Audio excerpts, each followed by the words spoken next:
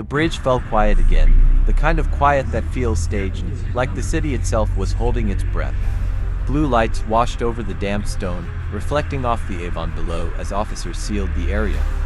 Word spread fast through the night shift grapevine.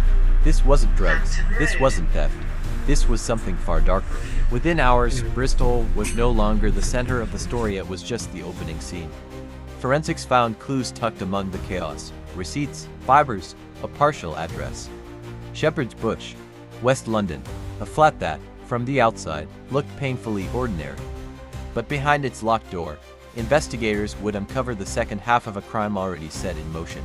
Over the next 48 hours, detectives would trace a trail of lies, broken trust, and a relationship that had curdled into something unrecognizable. Friends would tell police they never saw it coming. Neighbors would say they heard nothing at all.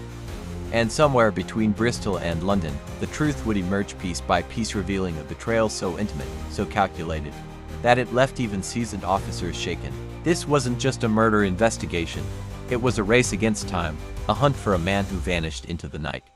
And a chilling reminder that the most horrifying crimes often begin in the most familiar places. To understand the horror of what happened, we have to go to Scots Road, Shepherd's Bush. In a modest, unassuming flat lived 62-year-old Albert Alfonso and 71-year-old Paul Longworth. They weren't just roommates. They were a devoted couple who had shared their lives for more than 2 decades through moves, illnesses, quiet routines, and the ordinary triumphs that bind people together over time. Paul was British, gentle and softly spoken. Albert, originally from France, had made Britain his home and later became a British citizen. Together, they built a life defined by consistency and care. Morning walks, regular shops at the same local stores, friendly nods to neighbors they'd known for years.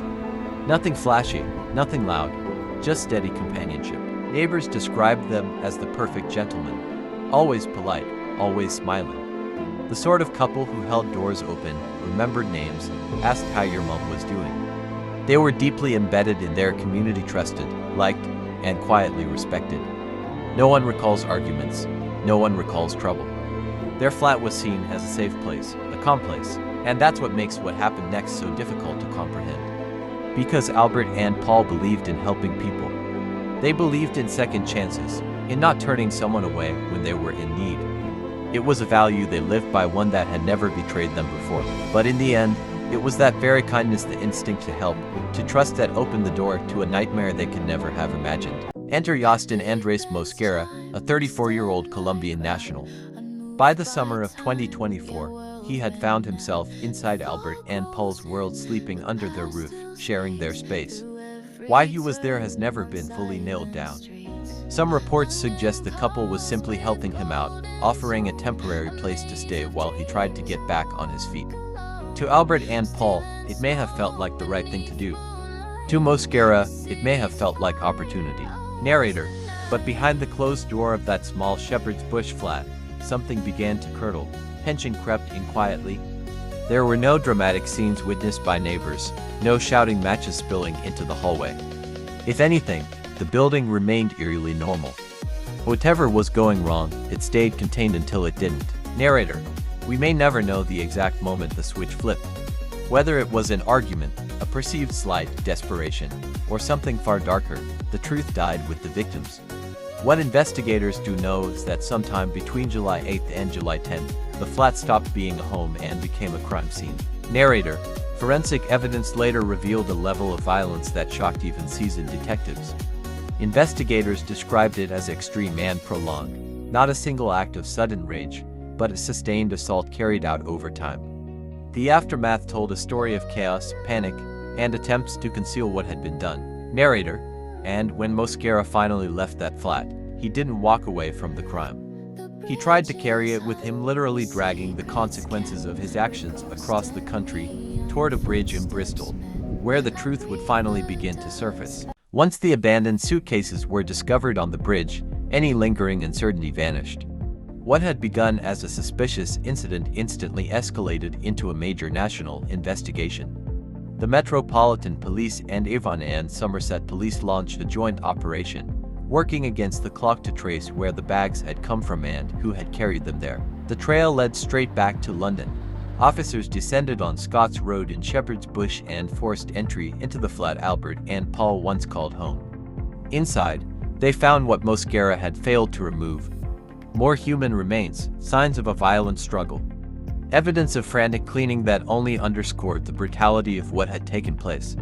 At that moment, the case was no longer mysterious or ambiguous. This was a confirmed double homicide. As forensic teams worked inside the flat, armed officers were being deployed hundreds of miles away. In Bristol, police believed Mosquera was still on the move and potentially desperate. Roads, stations, and wooded areas were searched. Lee Woods became a focal point. The manhunt was intense, highly coordinated, and public-facing. Officers knew they couldn't afford a mistake. Then, on July 13th, the waiting ended. At Bristol Temple Meads Station, one of the busiest transport hubs in the southwest, plainclothes officers spotted their target. Mosquera was moving through the station like any other traveler, trying to blend in, but he didn't get far. On Platform 3, in full view of stunned passengers, undercover officers moved in. In seconds, Mosquera was tackled to the ground, restrained, and surrounded by armed police. Phones came out. Gasps echoed across the platform. Commuters stood frozen, only later realizing they had just witnessed the end of a nationwide manhunt. When officers searched him, one detail stood out immediately. He was wearing the same clothes he had worn on the night he fled the Clifton Suspension Bridge 3 days earlier. It was as if time had stopped for him the moment he ran into the darkness. Even as the consequences closed in from all sides, in court, the full weight of what had happened finally came into focus. Prosecutors laid out the timeline piece by piece, walking the jury through the final days of Albert Alfonso and Paul Longworth's lives. The details were harrowing, clinical in delivery, devastating in effect. Faced with the evidence, Mosquera eventually pleaded guilty to 2 counts of murder.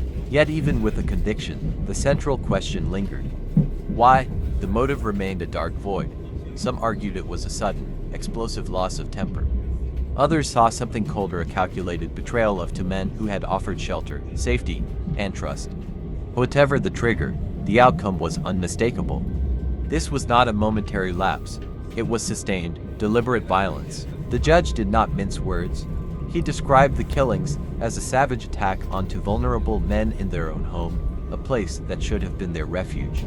The court heard how their kindness had been repaid with unimaginable brutality, how their final hours unfolded behind a closed door, while the outside world carried on, unaware.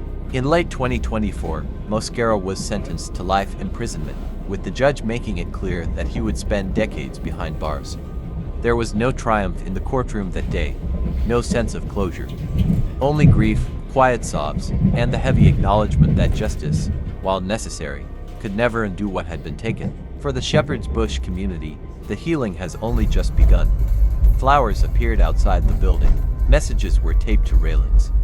Neighbors spoke of emptiness, of familiar faces suddenly gone, of routines broken forever. Albert and Paul were remembered not for how they died, but for how they lived, kindly, generously, and without suspicion. This case forces us to confront an uncomfortable truth that sometimes the greatest danger doesn't come from strangers in the shadows, but from the people we welcome inside our homes, from those we choose to trust. What could motivate such a brutal act after being shown compassion, shelter, and kindness? Was it rage, entitlement, a sense of desperation spiraling into violence, or something far more calculated? The reality is, we may never fully understand what drove Mosquera to betray the very people who tried to help him. What we do know is this: Albert Alfonso and Paul Longworth did nothing wrong. Their only mistake was believing in the goodness of another human being. Their story is a heartbreaking reminder that kindness, while powerful, can sometimes leave us vulnerable, and that evil doesn't always announce itself until it's far too late. Cases like this stay with us because they blur the line between safety and danger, between generosity and risk. They make us question how well we can ever truly know someone, and whether there are warning signs we miss until everything falls apart. If you want more deep dives into chilling cases from the UK and the USA, stories that go beyond the headlines and into the human consequences, be sure to check out our video on the channel. And if this story moved you, don't forget to like, subscribe, and hit the notification bell so you never miss an episode. I'm your host for True Crime Stories. Thank you for watching. Take care of each other, and we'll see you in the next one.